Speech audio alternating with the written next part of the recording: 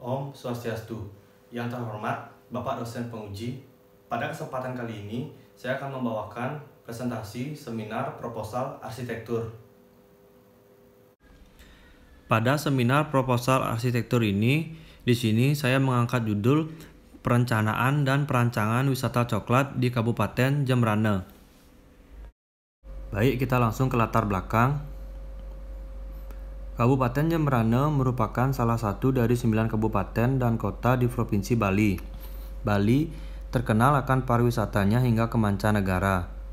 Perkembangan pariwisata di Kabupaten Jembrana saat ini bisa dibilang cukup berkembang. Jembrana memiliki potensi wisata berupa pantai yang terkenal dengan view serta ombaknya. Selain itu, Jembrana juga memiliki potensi hasil alam yang telah diakui dunia akan kualitasnya, yaitu adalah buah kakao. Buah kakao dapat diolah bijinya menjadi coklat. Potensi buah kakao serta potensi alam dan pariwisata di Kabupaten Jembrana yang mulai berkembang sehingga wisata coklat akan dibuat guna sebagai pendukung sektor pariwisata yang mulai berkembang tersebut. Selanjutnya adalah tinjauan arsitektur. Yang pertama yaitu masa bangunan. Bentuk masa bangunan yang akan digunakan pada wisata coklat tersebut yakni bentuk masa yang berbentuk persegi serta bentuk masa berbentuk lingkaran. Yang kedua yaitu pola masa. Biasanya dalam wisata coklat kegiatan yang ada begitu kompleks sehingga membutuhkan pola masa yang tidak kaku. Biasanya sistem pola masa yang cocok untuk daerah wisata adalah pola masa klaster. Berikutnya yaitu sirkulasi bangunan. Pola sirkulasi yang akan digunakan yaitu pola sirkulasi organik. Pola sirkulasi organik adalah konfigurasi yang terdiri dari jalan-jalan yang menghubungkan titik-titik tertentu dalam ruang. Selanjutnya adalah ruang luar. Ruang luar terbagi menjadi dua. Yang pertama yaitu ruang luar aktif, yang kedua yaitu ruang luar pasif.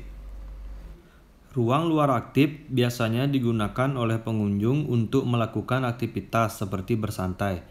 Keberadaannya akan memperkuat nuansa dari fungsi-fungsi utama serta dapat menunjang kegiatan tersebut. Sedangkan pada ruang luar pasif seperti tanaman hias baik perdu, semak, dan pohon tinggi ditata sedemikian rupa. Sarana ini dimaksudkan sebagai refleksi dari keadaan pegunungan yang sebenarnya.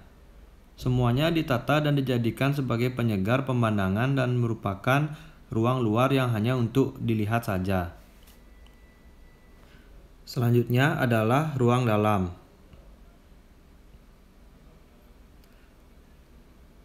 Pada ruang dalam, pendekatan yang digunakan adalah kedekatan dengan alam yang ada, sehingga dipilih desain ruang dalam yang ramah dengan alam.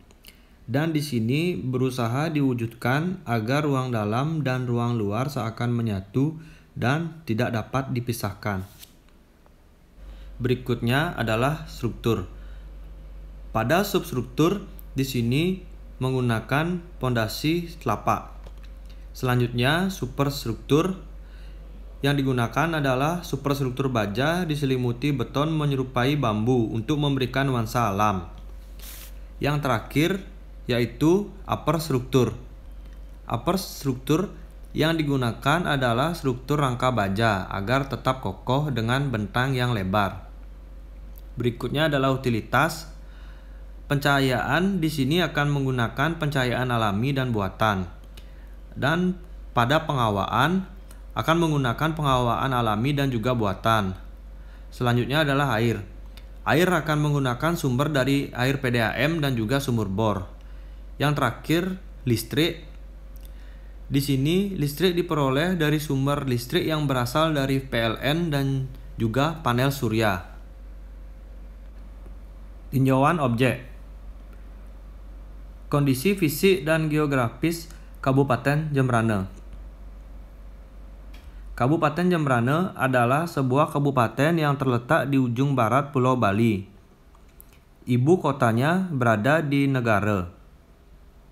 Kabupaten Jembrana berbatasan dengan Kabupaten Tabanan di sebelah timur.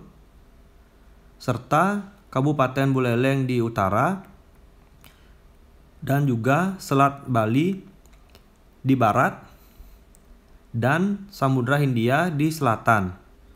Kondisi geografis, koordinat 08 derajat 18 LS 114 derajat 40 BT.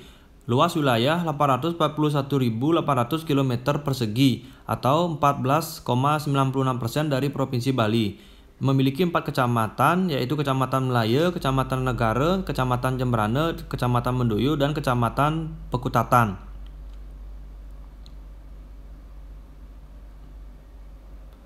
Selanjutnya adalah iklim. Seperti halnya Indonesia pada umumnya, Kabupaten Jembrana merupakan daerah beriklim tropis yang memiliki 2 musim, yaitu musim kemarau yang berlangsung pada April hingga Oktober, dan juga musim hujan yang berlangsung November sampai dengan Maret. Antara lain dipengaruhi oleh adanya arus angin yang melintasi suatu daratan serta banyak tidaknya kandungan uap air. Realisasi curah hujan di bawah normal terjadi pada bulan Januari, Mei, Juni, Juli, Agustus, Oktober, November, dan Desember. Sedangkan curah hujan di atas normal terjadi pada bulan Februari, Maret, April, September, dan Oktober. Konsep dasar dan tema perancangan. Konsep dasar.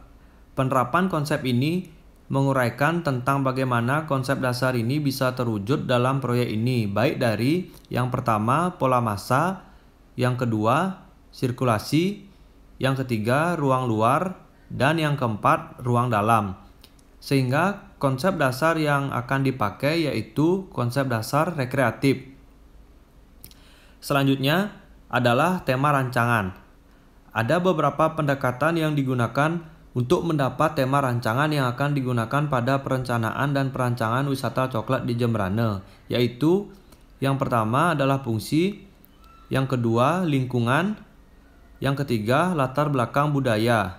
Sehingga tema yang akan digunakan yaitu arsitektur tropis.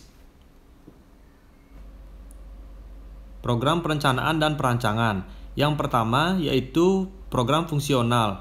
Program fungsional adalah salah satu tahap dalam mewadahi fungsi-fungsi kegiatan pada wisata coklat yang dikelompokkan menjadi 3. Yang pertama yaitu fungsi utama. Fungsi utama adalah sebagai tempat berwisata coklat bagi wisatawan seperti ruang pengolahan coklat, restoran and lounge sebagai tempat bersantai serta menikmati berbagai hidangan dari olahan coklat sembari menikmati suasana alam perbukitan. Kebun kakao kecil juga terdapat pada wisata coklat ini yang berfungsi sebagai sarana edukasi bagi pengunjung.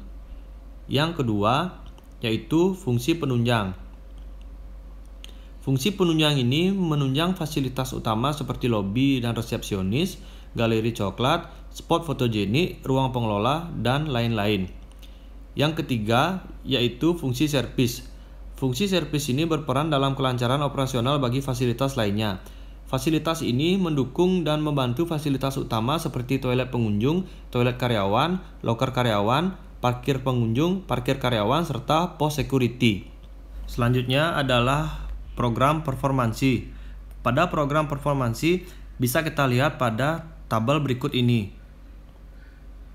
Di sini terdapat pengelompokan ruangan-ruangan yang terdapat pada wisata coklat.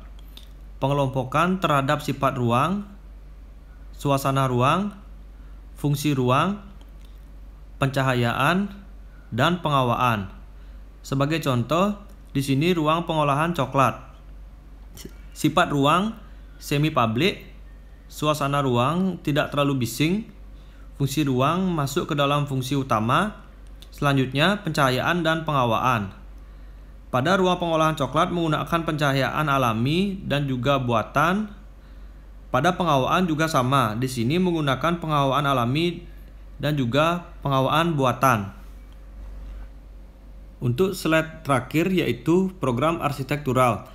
Di sini pengelompokan ruang berdasarkan kapasitas, usia civitas, aktivitas, furniture, ukuran furniture, jumlah furniture, yang kemudian menghasilkan dimensi ruang yang akan diperlukan. Sebagai contoh, di sini ruang pengolahan coklat berkapasitas 20 orang. Usia Civitas adalah segala usia, mulai dari anak-anak, dewasa hingga lansia. Aktivitas mengolah biji kakao.